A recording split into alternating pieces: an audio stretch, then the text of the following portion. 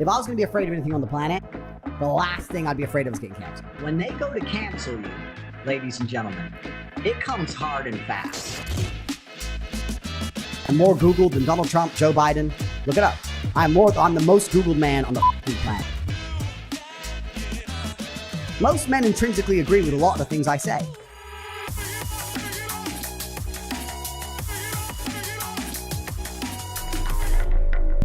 What color is your brigade? Hello, you lucky people. You get to listen to me again, smartest man in the world. Social media has become a game to race for the most likes, have the most outrageous takes. Females are sheep. You want to blow up the internet? I'll blow up the internet right now. The reason 18 and 19-year-olds are more attractive than 25-year-olds is because they've been through less dick. The flashiest life. I said, well, what color is your brigade? Oh, fuck off then. And the more extreme you are, the better you are at the game. I think my sister is her husband's property, yeah. The easier it is to get attention. I'm now the most famous man on the planet. Look it up. I'm the most Googled man on the planet. And that's all that social media has really become, a bidding war for attention. Most people can't do what I can do because most people cannot be as entertaining as I am by simply just sitting down talking. I think it's fair to argue that no one, and I mean almost no one, has ever been as good at the game of social media as Andrew Tate.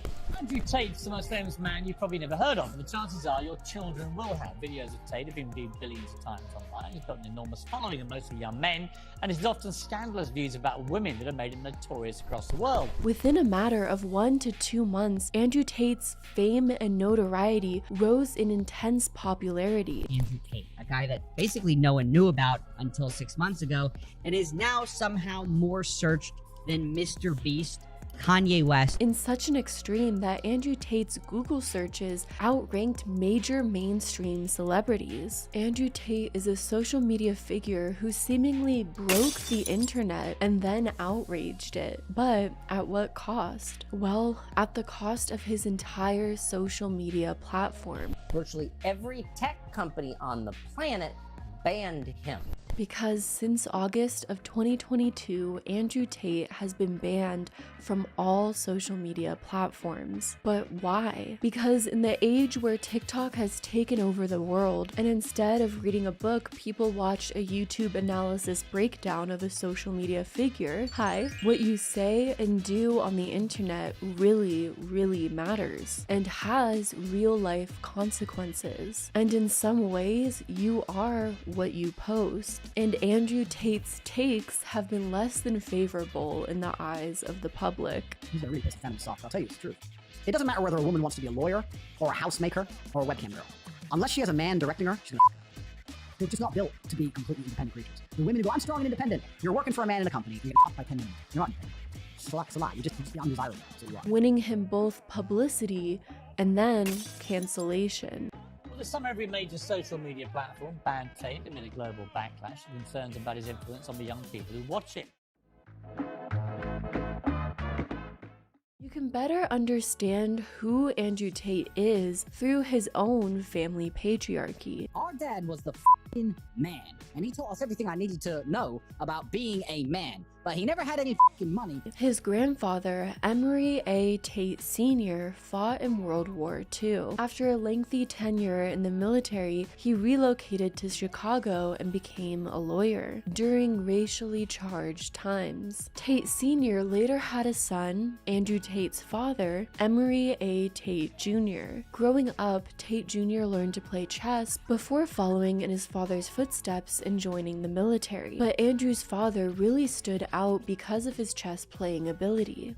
In chess, there's very little glory in chess. Emory Tate Jr. earned a reputation as a creative and dangerous tactician on the US chess circuit, where he won about 80 tournament games against grandmasters. But before Tate Jr.'s illustrious chess career, Emory had 3 children with his English wife, the eldest being Emory Andrew Tate III, aka the Andrew Tate that this video is about. Andrew Tate described his childhood and experience being a baby, I guess, by saying, "I never learned to cry for attention, only used grunts to indicate hunger or discomfort, but mostly I was silent. I had a large new crib, but most every night I spent asleep on my dad's chest. He would place me there and sleep still, never moving in the night, and our heartbeats were and are as one." Sounds like Andrew was a little bit of a daddy's boy. But Andrew's father was largely absent from his life, and Andrew explained that his father's absence was mostly because since his military career had ended,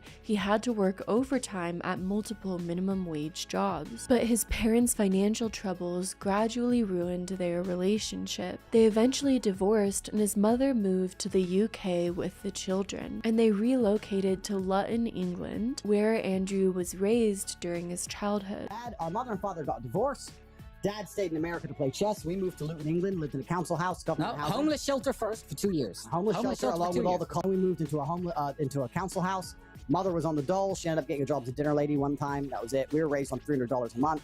Our father was a professional chess player, driving from chess tournament to chess tournament in a Pontiac Sunbird. As soon as he was old enough, Andrew got a job moving 80-pound boxes of frozen fish into the market at 5 a.m. before school. Weekends found me at the market stall where I perfected my knife skills, flawlessly filleting fish at blinding speeds. After some time, I never cut my hands at all, not even a nick. He described about his experience working at the fish market. And it's interesting listening to the way that Andrew talks about his childhood, because of the way he sort of sees it all through very rose-colored glasses, as if every hardship he went through during his time as a child was some sort of test to make him stronger, when in reality, a lot of the hardships that Andrew had to endure were really just that, hardships, not the most ideal circumstances. An absent father, having to work at a fish factory at a young age, his parents struggling financially,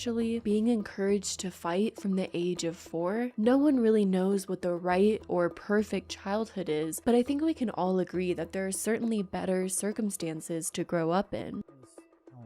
6 or 7, and there's these 2 kids who are maybe 9 or 10 who used to pick on me from behind, right? And they used to pick on me on the bus all the time, and I came home to my dad, and I said they picked on me. He goes, "Well, what are you going to do about it?" I was like, "Well, I don't know what to do. They're bigger than me." He goes, "You have a lunchbox." I was like, no. That was his answer. So anyway, they kept picking on me, and after about 10 days, when they were picking on me, after about 2 weeks later, I remember, one of them slapped me on the side of the face, and it stung, and I turned around my lunchbox and smashed him clean in the face. Of course, it's never productive to wallow in self-pity, but I find it interesting that Andrew isn't really willing to admit, even to himself, that his childhood wasn't really the best. I know a lot of people talk about toxic masculinity, pointing the finger at the man as the culprit, but looking at Andrew's upbringing, you can really see how much of his toxicity maybe was created through his environment and what those raising him had passed down. It feels like toxic masculinity is really an environment that men are submerged into. Learn to fight, be tough, be the man of the house, just deal with an either emotionally or physically absent father. Push your emotions down, be strong. It's a sort of environment men are submerged into that they have to exist within so they can stay afloat and not drown. Talking about Andrew's childhood, upbringing, and the environment he was in isn't to necessarily bring sympathy to Andrew or explain away and justify all the harmful things he's done. But it is important to note because, as I've said before, no one person exists within a vacuum. There's usually a reason why people believe what they do, and most of the time it's because they've had to believe that in order to exist within their environment. And that's what Andrew Tate seemingly did. He existed within his environment and pushed to try and succeed as much as he can. And I grew up very, very poor, so I can still remember being poor. I grew up with nothing, truly. My family, my mother and father, they got a divorce when we were in Indiana. My mother moved back to England. My father stayed in America. My father unfortunately died. My mother and my brother and my sister, we grew up in the free houses that the government give you, so the projects of England, in the town called Luton, which was voted the worst town in England. According to Tate, in school he was at the top of his class but opted to join the workforce instead of continuing his education. I've been complaining for a very long time that traditional education is a f***ing scam. In 2009, Tate allegedly sold television advertising as his main income. So from very early on, Tate was learning all the components of media and marketing. In that same year, Andrew Tate started his professional kickboxing career. As you know, my name is Andrew Tate. I am kickboxing world champion. Tate had been practicing boxing and martial arts on the side since 2005. In 2009, Tate scored noteworthy victories as part of the International Sport Karate Association. On April 25th, he won the kickboxing light cruiserweight title. So what's your record now? I don't even know what it is in MMA. I've fought MMA, Thai. I'm ISK and IKF British kickboxing champion as well. In May of 2012, he fought for the It's Showtime 85 Max world title, which he ended up losing. Andrew Tate amassed a kickboxing record. Seemingly, some places have a different number, but they're around the same. 76-9. I don't know if that's the exact accurate number, but that's kind of what I'm seeing. Regardless, a lot of wins and not that many losses. Why I think I fight? Do I enjoy it? No. Do I enjoy training? No. Do I enjoy cutting weight? No. Am I nervous? Yes. Do I think to myself, what am I doing? Yes. So basically, in layman's terms, if you're like me and don't fully understand the gravity of all those championships, Andrew was a decent kickboxer who had a decent career in front of him, but it seems like the life of a professional kickboxer was ultimately not the life that Andrew wanted to live. It seems like to Andrew, he believed he had some great ideas that he wanted to share with the world, and of course, make enough money to buy a Bugatti in the process. I actually retired because one day I woke up and I looked at my life and I thought, I'm giving 7 hours a day to fighting. If I were to put 7 hours a day into something else, what else could I achieve? And I thought, what's the point in being a world champion if I can't buy Lambos on the debit card, right? Fighting's a scary thing, you know? If I had my way and I could build myself as an individual, I would have never chosen to be a fighter.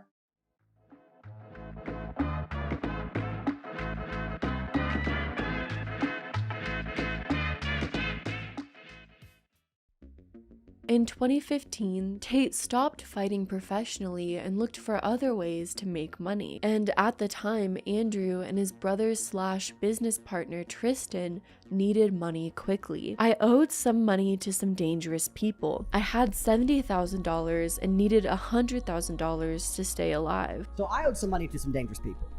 We won't tell that story, but I needed money fast. And I had 70 grand, I needed 100 to stay alive. Why did Andrew Tate need $100,000 to stay alive? That's a little sketchy. I'm picturing a sort of Bruce Willis Pulp Fiction scenario, if you get my reference. So how was Andrew gonna get $100,000 within a short time period? Well, Andrew's first idea was to bet $20,000 at a roulette at a casino. That's a great idea. And he ended up losing it all. So I thought, you know what? I'm sitting there. I had 70 grand cash in my house. I'm sitting there and I'm like, you know what? Sometimes, Tate, God just loves you and you just get lucky. You're gonna go to the casino and you're gonna make the 30. So I told Tristan my plan. He's like, bro, what if you don't do it? It's like, bro, if I don't do it, we're anyway. Like, they're gonna get us eventually, we're gonna end up dead. So I took 20 of the money, went to the casino, and lost it all. Definitely an intelligent businessman. With only 1 week to make $50,000, Andrew began plotting ways to make money more quickly. You know, to get rich quick. And according to Tate, he locked himself in a room until he came up with an answer. So I said to Tristan, we got a week to pay this money. I'm not gonna leave my bedroom till I find a way to make 50 grand. He started by writing down all of his assets, which were, to him, of course, physical strength but couldn't fight, a BMW worth around $20K, and intelligence but no outlet. I was watching some YouTube videos like financial advice and we're talking about assets, liabilities, etc. And I'm writing down all my assets and I'm trying to work out what I have that's worth money. And the only thing I writ down, because I had a car, but what's that worth? Nothing. I'm big and strong, but I'm already fighting. I can't think of anything else to do with that. He forgot to write down that he's also a top G. I'm top G. But he was going through a lot at the time, so I'm sure it just slipped his mind. Then a light bulb went off for Andrew Tate after seeing an ad for sexy webcam girls on the internet. And by absolute coincidence, I'm going around the internet and I saw in the corner, "Talk to live girls now." Where did you see this ad, Andrew? Andrew? Were you doing other things when you locked yourself in that room? Because I only know of one place on the internet that shows ads for webcam girl websites, but we'll leave that be. I digress. That was the eureka moment. I walked into my brother's bedroom and I said, "We're gonna start a webcam company." That was the beginning of it all. And suddenly, Andrew had an epiphany. Andrew realized he could use the women in his life as assets to make him money. Interesting way to view it all. And Andrew added his 5 international girlfriends to his list of assets. The only thing I had was, because I'd been fighting all around the world, I had these 6 girlfriends. And then Andrew came up with a plan. Andrew and his brother Tristan messaged and flew out 7 girls to dinner at an upscale restaurant. And selling desperation masked as a business opportunity, Andrew pitched his master plan to them, which was a webcam business with a 50-50 revenue split. So the beginning of it was I messaged my 6 girlfriends and told them they're all coming to live with me and I had a job for them in London. And the beginning of my cam empire was this tiny little apartment, me and my 2 girlfriends. And thus, Andrew Tate, retired kickboxer, became top G Cobra Tate, off the backs, maybe literally, of women. Wasn't exploitation. They wanted to do it. They were like, yeah, this can make some money, all right. And me and these 2 chicks started the company from the ground up.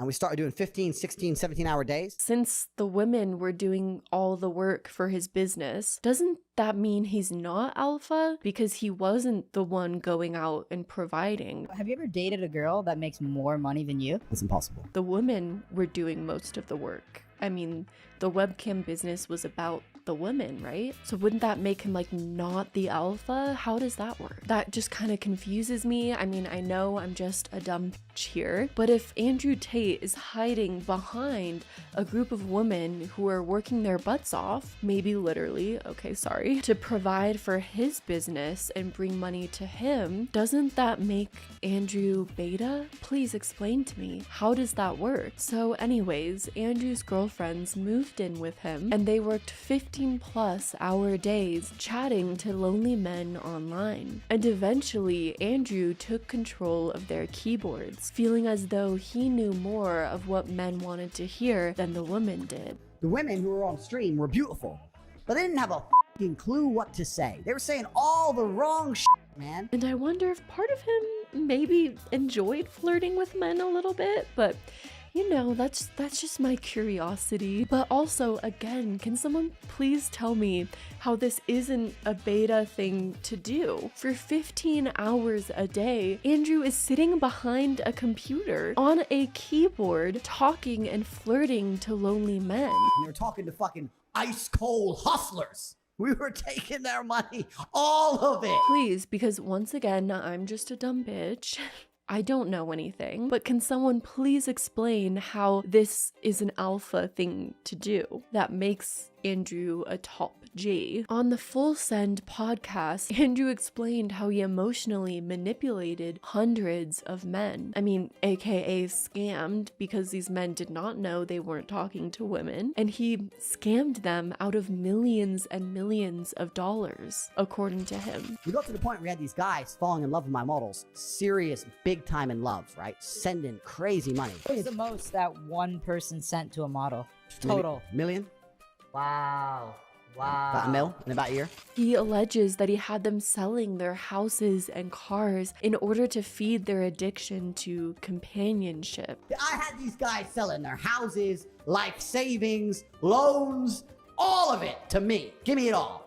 So Andrew must have been really good at flirting with these men. I mean, city girls up, gaslight, gatekeep, girl boss, and Andrew was really killing it in all those categories. And this exotic underground empire made Andrew and his brother multi-millionaires. look, webcam girls remind Andrew to great. And I also think it's important to note that all the while, Andrew was learning the inner psyche of lonely, desperate men. And I don't think it's a stretch to say that that experience greatly helped him with the career he has now. Just a thought, maybe sit with that for a little bit, think it over, don't be angry at the messenger here. But I think at some point, Andrew got really tired of just sitting behind a computer. He wanted to be the face. He wanted to be the star. So he set out on a journey to try and accomplish just that. In 2016, Andrew was selected as a contestant on the 17th season of the British reality television series Big Brother.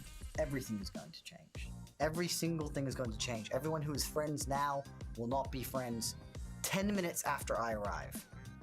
That's an absolute guarantee. Big Brother is a social experiment reality show where basically a bunch of people are locked in a small space with a bunch of other people and they all have to get along while having no contact with the outside world. I mean, they could have just brought a camera crew to a family vacation. During Andrew's appearance on Big Brother, he quickly came under fire for his homophobic and racist comments on Twitter. On top of that, a video was released in which Tate appeared to beat a woman with a belt. So Tate was removed from the show after only 6 days of participation. Due to events in the outside world, Andrew has had to leave the Big Brother house. I have my own theory on why they kicked me out. I don't think it's any of the reasons they said it was. I know something came out in the paper or whatever, but things came out in the paper about everybody, you know? And the thing that came out in the paper is bullshit anyway, and it was refuted by anyone involved, so that's bullshit. And a second video emerged shortly after, in which Tate is shown telling a woman to count all of the bruises he allegedly gave her. But both Tate and the woman apparently denied that any abuse had occurred. I mean, I'm not gonna shame, but a former kickboxer telling a woman to count the amount of bruises he gave her, that's a little suspicious. Or at the very least, not a good look. But oddly enough, this entire disaster ended up helping Tate gain a following on Twitter from people who, well, agreed with him. The social media algorithms are designed to tailor content to you as a viewer, no matter what your life view is and no matter what your stances are. And this is the social media echo chamber that we're all living under, where we're presented with so many people who think like us that it's harder to examine opposing viewpoints or even realize that other viewpoints exist out there. An echo chamber is an environment where a person only encounters information or opinions that reflect and reinforce their own. And that's exactly what Andrew Tate began to capitalize off of. Those who thought like him found him and followed him. And Andrew Tate and his brother continued to focus on growing their businesses while Andrew Tate's social media following was growing as well. So for the next couple of years, Andrew began to flaunt his wealthy lifestyle all over Instagram. And this only helped increase his following further, as in a way it sort of gave him an established authority. But things started getting a little bit dodgy for Andrew Tate.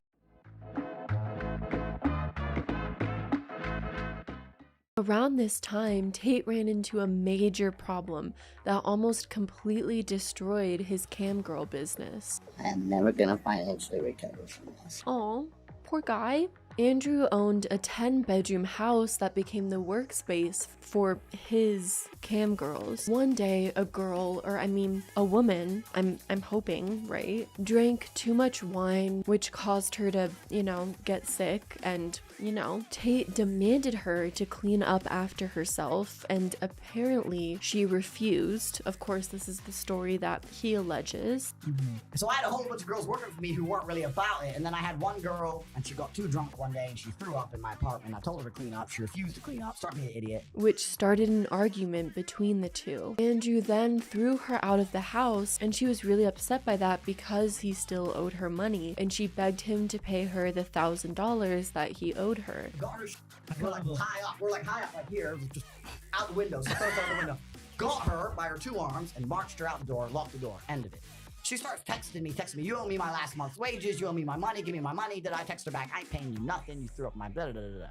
She went to the police. Oh, shit. You're running a business here, a legit business apparently. It's kind of illegal not to pay your employees.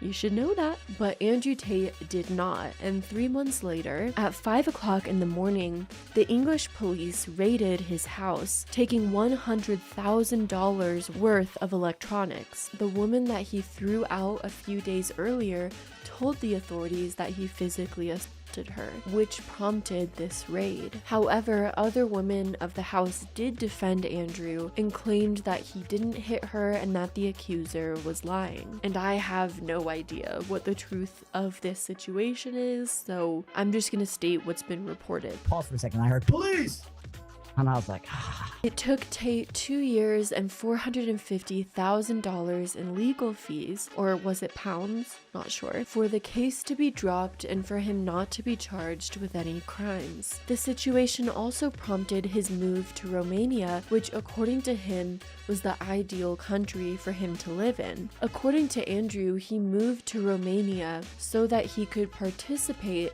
in a corrupt society. Romania's, I probably shouldn't say this on the internet, but I'm going to. Romania's completely corrupt from head to toe. Right? I have a very, very extensive network in Romania. I like to make this very clear. One of the reasons I love living there so much is because I'm at the very top echelon of society. If I need to speak to the prime minister, I can make that happen. And in Romania, he tried to start multiple new businesses as well.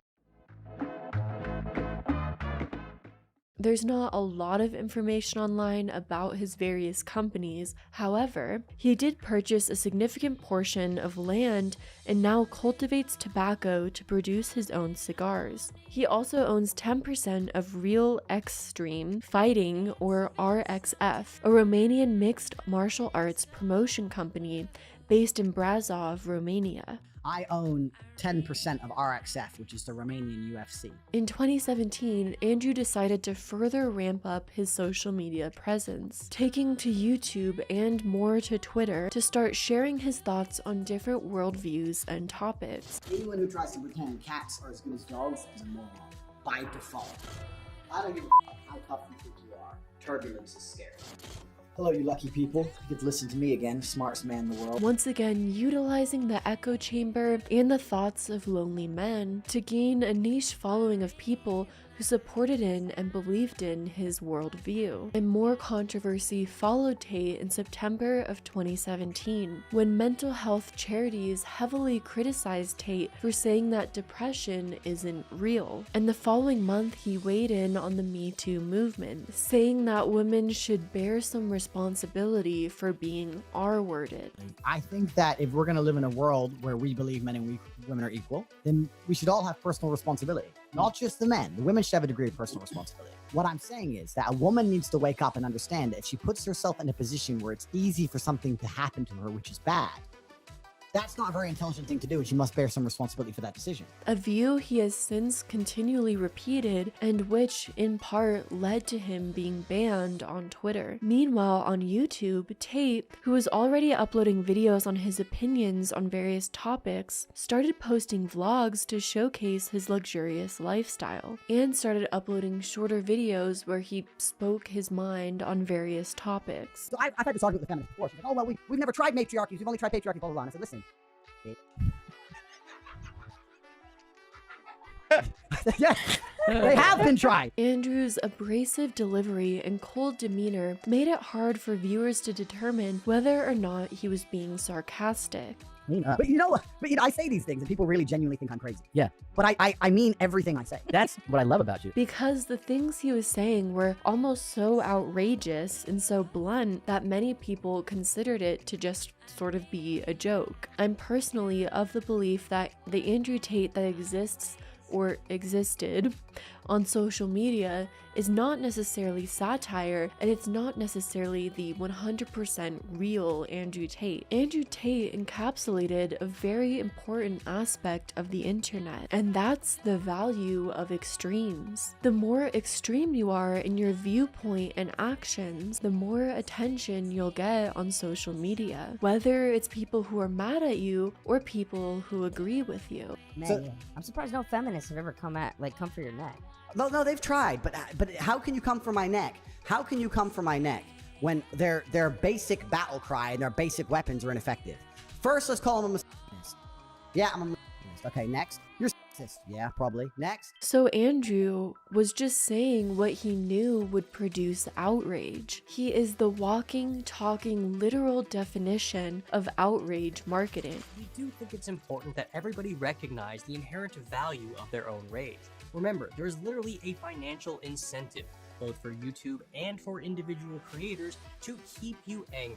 His brand has all been curated by himself to bring more social media attention through however many means as possible. If you think about it, he really does all the means necessary to build a social media brand and personality, creating an echo chamber, outrage marketing, making easily clippable sound bites, having a loyal audience who will post about him, and also having loyal haters who will post about him. It would be stupid to say that what Andrew Tate says doesn't actually matter because he might not actually believe what he says. Nowadays, especially with the rise of social media, you are who you portray yourself to be. Your mark on the world is what you post. Just like if a tree falls in the woods and no one's around to hear it, does it make a sound? If Andrew Tate doesn't post a thought or opinion that he has, does he even really have that thought or opinion?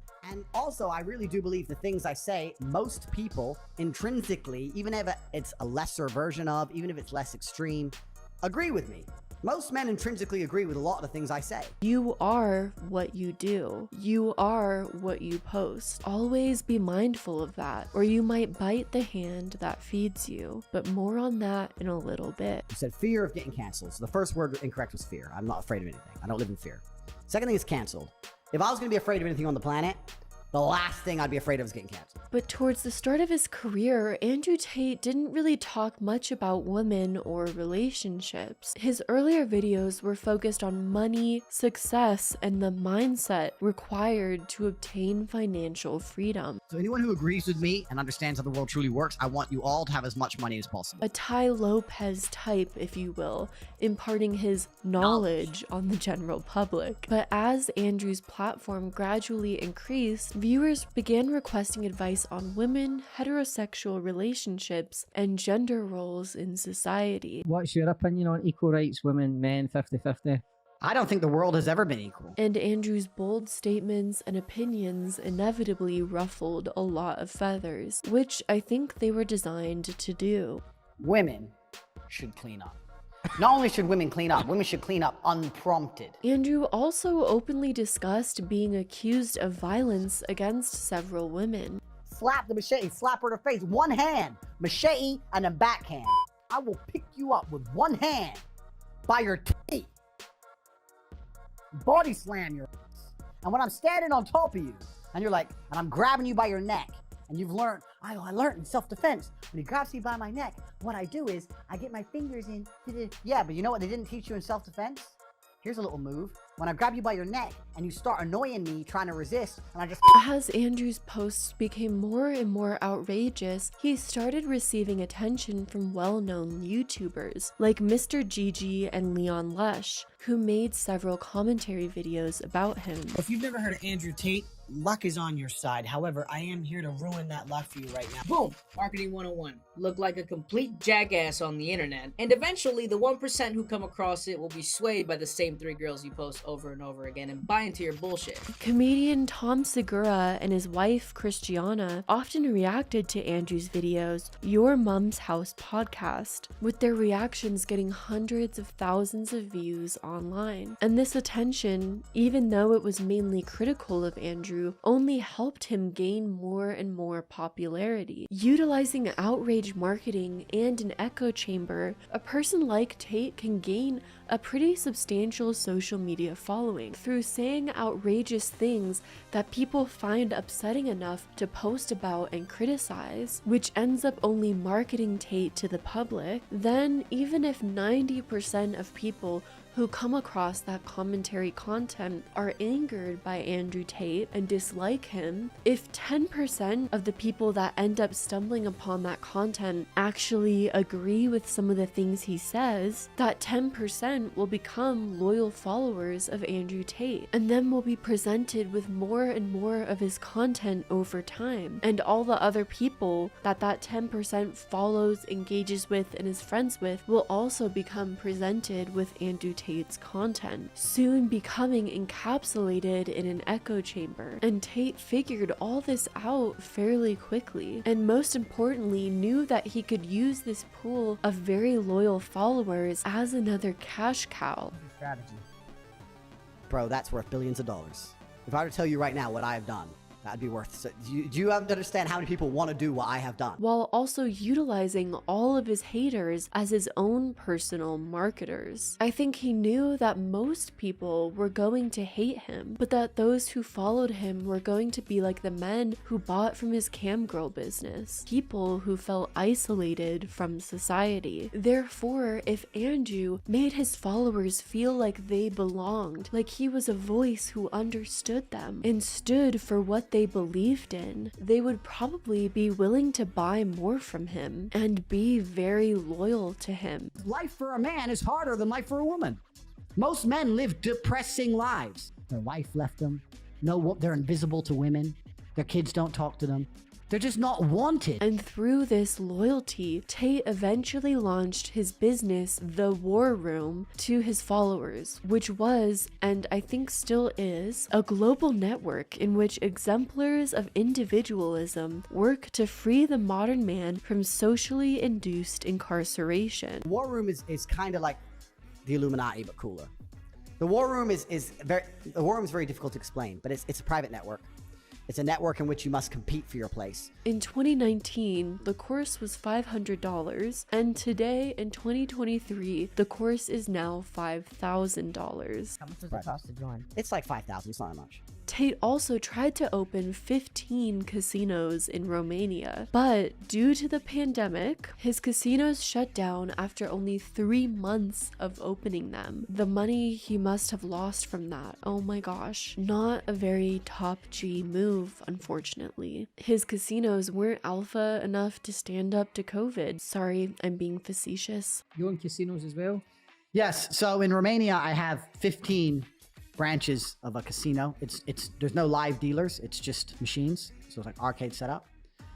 Corona came and f***ed that up, so I've been paying 15 rents for a year and a half, so that's been exciting. So due to the pandemic, and I assume the massive amount of money that he lost on his failed casinos, Andrew needed to find another source of revenue. So, well, that's what he did. And Andrew launched Hustlers University.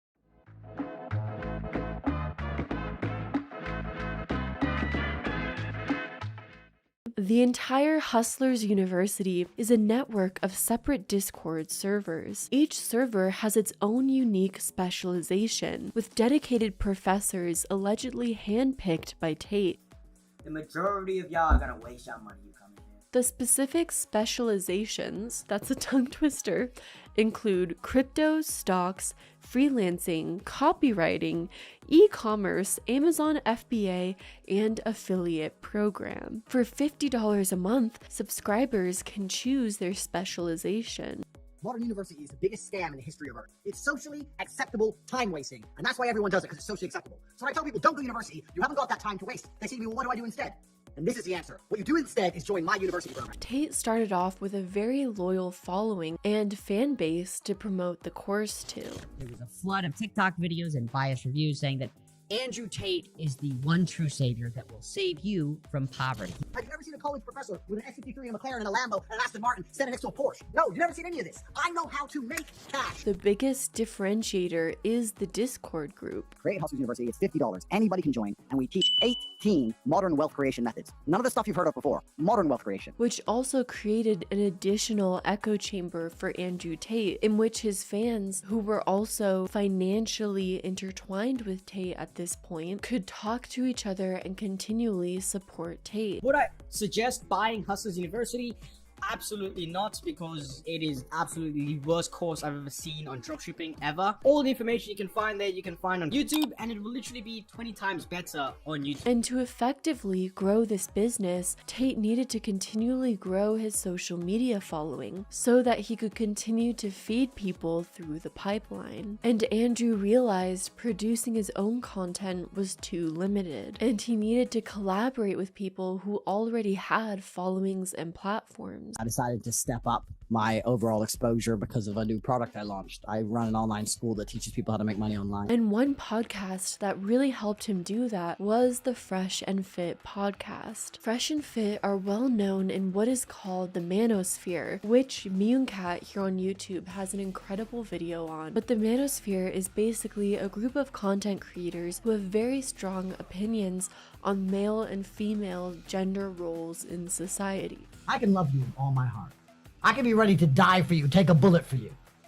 But I'll still that bitch. Fresh and Fit uploaded multiple videos about Andrew Tate, and now 3 of their most viewed podcast episodes include the top G himself. Another podcast that helped Andrew increase his popularity online was the Your Mom's House podcast with Tom Segura. And in these podcasts, Andrew Tate became the self-proclaimed king of toxic masculinity. Look, this is episode 1 from the new studio, and we thought we should come out with a banger of a guest. So we are very, very happy to welcome to the new studio G's right here in Austin, Texas, the great Cobra Tate. Oh my God. Cobra Tate's here, everybody. Because they're considered the king of toxic masculinity. Yeah, I've got that title. Some people theorized that his behavior was all part of a character and disliked his abrasive and seemingly misogynistic takes, while others praised him for being the ultimate alpha male. Either way, people were talking about him, and Tate became the main subject of conversation throughout various online communities, causing his social media following to significantly increase. Over 100,000 people from signing up for Hustleversity, which at $50 a month nets him $5 million a month. Tate himself claimed he already had money, and Hustlers University was just him teaching others out of pure generosity. So we are the #1 educational platform on the planet, and I will say this now. Anybody who's serious about making money should be inside, because $49 is not going to help you in any other way in your life. Why not just make free YouTube videos on it? Yeah, sounds legit. And then Tate hatched what I would call almost an evil plan that was smart, unfortunately, for him to gain more and more of a following on social media and virtually go viral, where he utilized his members of the War Room, his other business where people were paying him $5,000, to create several fan pages for himself. The program he runs is called Hustleversity, where he teaches you how to make fast money if you'll only pay $50 a month. And one of these fast money methods turns out to be selling Hustleversity to new people by posting clips of him, Andrew Tate. Basically, anything that was a clippable soundbite of Andrew Tate got reposted by his War Room members. Whenever Andrew appeared on a podcast or a talk show, people clipped as many segments as possible and re-uploaded them on all social media platforms. People worked hard to get Andrew Tate's name out there. They were dedicated on making sure their top G got his time in the spotlight. And the whole thing is pretty cult-like. It's as if they believed he was some sort of prophet and needed to share his sacred teachings with the world. Some of Andrew's students had accounts with hundreds of thousands of followers, all from reposting Andrew Tate's content. And these accounts had a financial incentive from Andrew Tate to, well, blow him up and make him go viral. In the bio of their pages, they have an affiliate link to the Hustlers University course, meaning if someone signs up through their link to Hustlers University, they receive a 10% cut. We have people who are financially incentivized pushing his content everywhere to gain affiliate commissions, and we have people on the opposite side who hate him, saying he's running a pyramid scheme. So thousands of students are reposting Andrew Tate's content, receiving hundreds of thousands of followers and millions of views, flooding every single social media algorithm with his videos, making Andrew Tate an overnight sensation. It's genius, evil genius, because all the while they also believe they're gonna get some sort of kickback from this. A user in one of the Discord groups writes, "I've only been here for 2 days and made half of my money back." The image is a screenshot from a Hustlers University affiliates email stating this user recruited someone into the program. A customer recruits another customer in order to make money. That sounds like the possibility of a pyramid scheme. What does that remind you of? Basically, every single multi-level marketing business out there, or pyramid-shaped business, where someone at the top is making most of the money while recruiting unders below them and telling them they can make money too through promoting the business, all for the people at the top. Except for in this business, only Andrew Tate is at the top and nobody else. And essentially, your average Joe will bump into Andrew Tate content on social media. And what will they see? A tall, shiny, retired professional fighter who became a self-made multimillionaire and flashes his lifestyle for millions of followers. And they want to be just like him. However, to become like him, you need to follow Andrew Tate's blueprint, which people can find behind a subscription membership. He tells them that in order to make money, you need to invest. And these men, or mostly men, take him at his word and invest or pour their money into Hustlers University. At this point, it's too late to turn back. The cost sunk fallacy kicks in, where they invested so much money and time into believing Andrew Tate and preaching the gospel of Andrew Tate that they can't turn back or just believe it's all a lie. They've already spent hours indulging in Tate-related content, Tate tent, if you will, and they follow his instructions, never understanding that the only person profiting from all of this is Andrew Tate, because Andrew Tate's course contradicts his own advice. When asked by Twitch streamer Aiden Ross, "Hey Andrew, so how do I get a six-pack quick? What's the best, fastest way to get a six-pack?" Tate responded,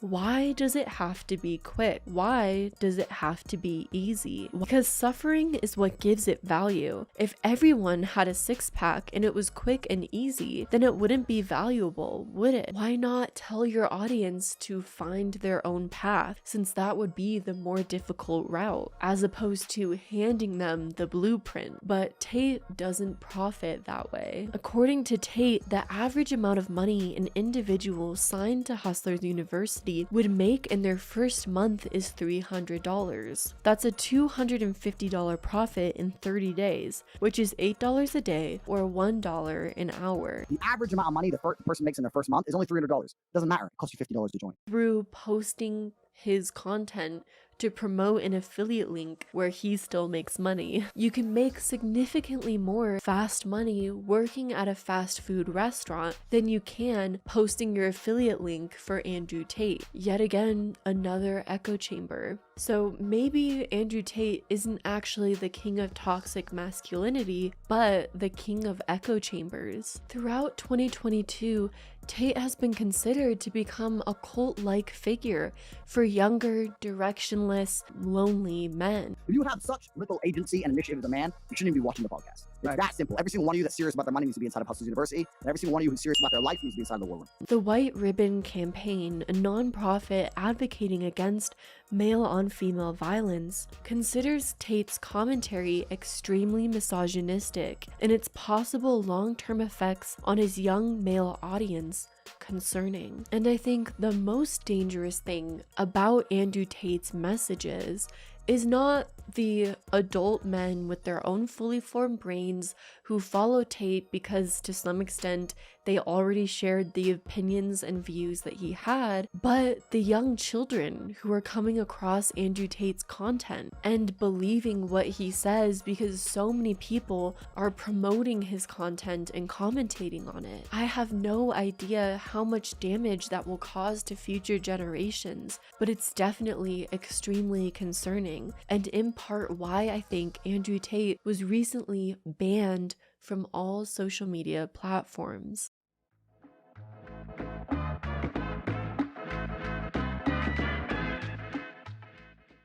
Hope Not Hate, an advocacy group campaigning against racism and fascism, has commentated that Tate's social media presence might present a dangerous slip road into the far right for his audience. In response to criticism leveled at his misogynistic rhetoric, Tate stated that his content includes many videos praising women and mainly aims at teaching his audience to avoid toxic and low value people as a whole. Quick thing about high value and low value as terms to describe people. Does anyone see how that can sort of be a dangerous way to describe people? You have low value, you have high value. I'm pretty sure the most disgusting people throughout society have considered people to either have high value and low value, because the most disgusting people throughout society put prices on other people. A little human trafficking, if you get my drift. Andrew Tate's home was raided by police on April 11, 2022. After the U.S. Embassy alerted Romanian police that he was holding women against their will. In April of 2022, sources claimed that Tate's residence was visited by the Romanian police as part of an ongoing human trafficking investigation. Romania's Directorate for Investigating Organized Crime said that the raid was part of an investigation that found an unidentified woman being held hostage at the home. Along with an ongoing investigation into human trafficking, Tate was also accused of R-wording someone. Videos of the raid showed armed police officers surrounding Tate's sports cars and also showed his neon Tate logo on a wall in the background. Other videos included Andrew and his brother Tristan being shoved into vans by law enforcement as they were driven away from their residence. On April 27th of 2022, the Romanian police announced that no one was arrested in the case, but that they continue to look into the matter. Andrew Tate has vehemently denied the allegations of human trafficking. Somebody made a phone call to the American Embassy saying that I was holding women at my house. The police arrived, they turned up, they investigated, they realized that nobody was in the house against their will. There was no crime committed. They said, okay, you're not a suspect. I was swatted. Nobody was hurt. There's no human trafficking. There's no women who were tied up. There's none of these things. It's all just complete fallacy. Tate also claimed that the woman who was staying at his house was actually cheating on her boyfriend with Andrew's brother Tristan. And to cover her tracks, she claimed that she was being held against her will. Actual story behind that is ridiculous. There was a girl from America who came to see Tristan. She was at our party, at our house. We had a big party. It was like 100 people there. Yeah. Her boyfriend caught her on Instagram. She said to her boyfriend, oh, no, I'm not at the party. I don't want to be here. I'll leave when I can. And turned her phone off. And her boyfriend, somewhere in Oklahoma, calls the American Embassy in Romania and said, my girlfriend's been kidnapped. And it seems like the investigation is still ongoing. But I gotta say, Andrew Tate claimed he moved to Romania so that he could participate in corruption. And even there, the police are looking into him. That's a little suspicious. Andrew Tate was an influencer and businessman who, like many, flew too close to the sun. His outrage marketing strategy worked too well. Too many eyes were on him. The things he said were too spot on the outrage marketing, where they hit a nerve on a current social divide that sparked more outrage on all sides. He went too far, flew too high, and soon afterwards plummeted contributed to his downfall. In August of 2022, Tate was banned from Facebook and Instagram for violating their policies on hate speech and dangerous organizations and individuals. Shortly after, YouTube followed,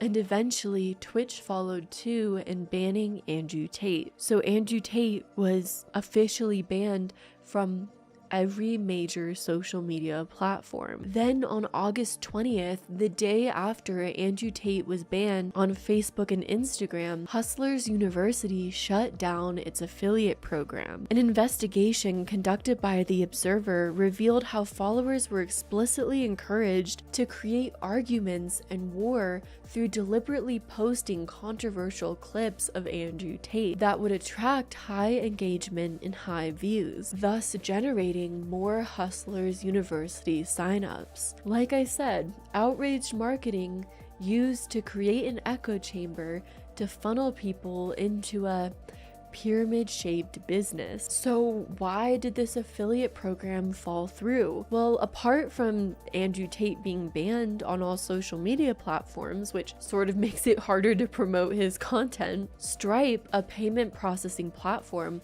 also backed out of Hustlers University. Stripe said it did not comment on individual cases, but its policy bars certain types of financial activities, including get-rich-quick schemes, and the affiliate program's closure signified a key loss in revenue for Andrew. A post in Hustler's community online forum told members not to worry about the closure of the affiliate scheme, saying that an exciting update to Hustlers University was coming and that Hustlers University 3.0 was going to be launching. The website states, "The first comers will lock in a $49.99 monthly membership fee forever. When these limited spots are sold out, the price to enroll in HU3 will increase." But it's hard for me to believe that whatever Andrew's next scheme is, that it'll be as successful as Hustlers University and his previous social media presence, especially considering his entire promotional system through social media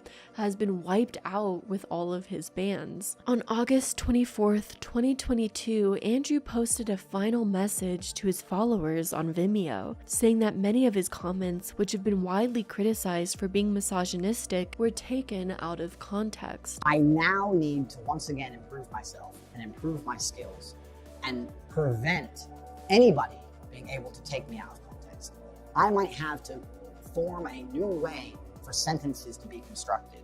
But if that's what it takes, that's what I intend to do. He claims most of the things that have been said about him were complete lies. At any point, 6 seconds worth of it can be taken, snipped, used against me, and weaponized. To a degree, I'm a victim of my own success, he says. Like that DJ Khaled album, Suffering from Success. People are trying to find any little clip of anything I've ever said, remove all the tonality, and blow it up to get views and be as controversial as possible. Yeah, because you told them to do that. You told them to do that. They're doing that because they're your students and you've instructed them to do that so that you can funnel them into your get-rich-quick course. What? Tate concludes by claiming that he's done nothing but spread positivity. He's the king of positivity. That's what he's been saying this whole time, guys.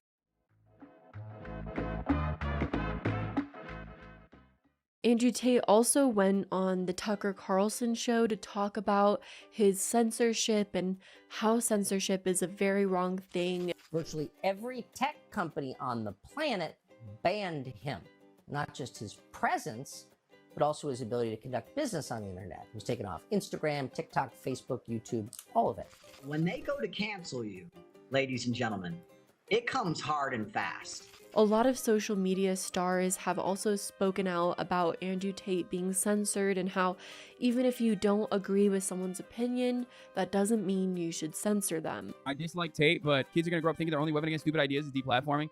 Yeah, I don't disagree with that. I do feel conflicted about Andrew Tate getting banned off Facebook. We as men are getting tired of y'all taming what we have to say, but not holding that same level of criticism to everyone else. we all know for a fact that the way that men are being treated versus women being treated in some capacities is not the same. And I'm getting tired of hearing that it isn't that way. I think actually Andrew is doing a great good for women and for feminism. Girls that are 15 years old in 10 years time will have a big thank you to say to Andrew, because the guys that are currently 25 are consuming his content and learning how to be a man, you know? While I can understand where a lot of these people are coming from, I also think that Andrew Tate's entire strategy was to absolutely flood all social media platforms with his content, which was aimed to create divide, to outrage people and anger people through saying things that he kind of knew himself were harmful things to say, because that was his whole strategy. Andrew Tate was purposefully an extreme person on social media, and if he were allowed to continue,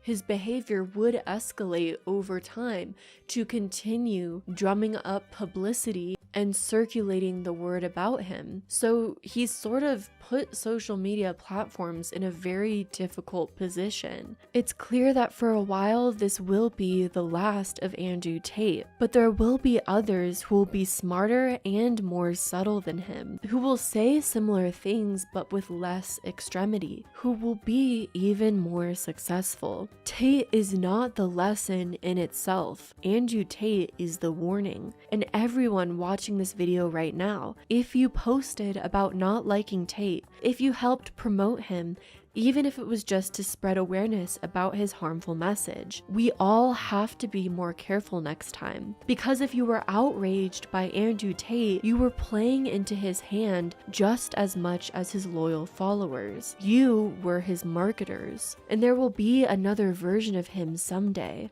And even though I know it's hopeless to a certain extent, I really wish and hope next time the internet as a whole is too smart to fall for another outrage marketing scheme, because that's all of this was, an outrage marketing scheme that went extremely well until it didn't.